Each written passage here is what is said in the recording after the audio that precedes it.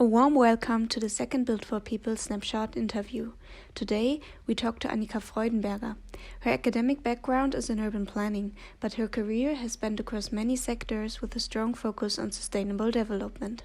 She currently works at Impact Hub Phnom Penh, a social enterprise that supports entrepreneurs, youth leaders, content creators, and other innovators across Cambodia to kickstart and scale their impact.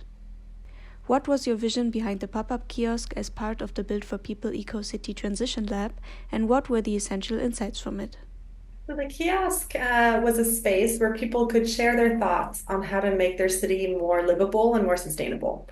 So we focused specifically on gathering feedback and input from people about Noria City, which is a brand new development in Phnom Penh, and it was one of the case studies of the 2024 Build4People Ecocity Transition Lab.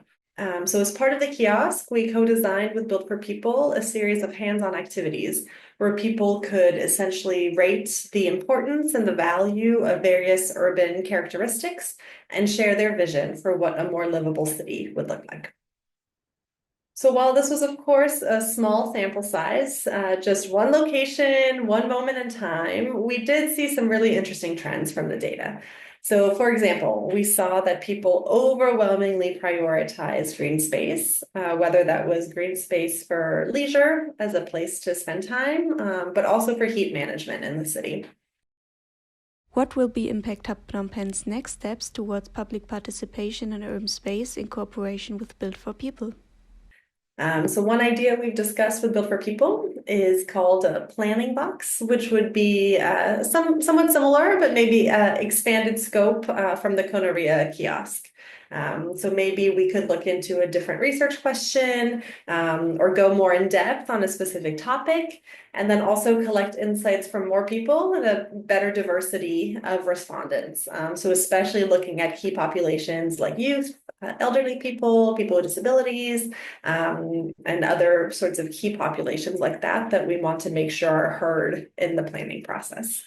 Ultimately, Build4People's vision is very aligned with ours at Impact Hub Phnom Penh. So we are working towards a more inclusive, innovative, and sustainable Cambodia. We can't do that without making sure that our cities are inclusive and innovative and sustainable. And to that end, it means that our urban planning and urban processes need to really reflect the needs and the priorities of all residents of the city. And that's something that we've been really proud to play a part in helping to facilitate some of these creative approaches with Build4People, and we hope that the collaboration continues again in the future.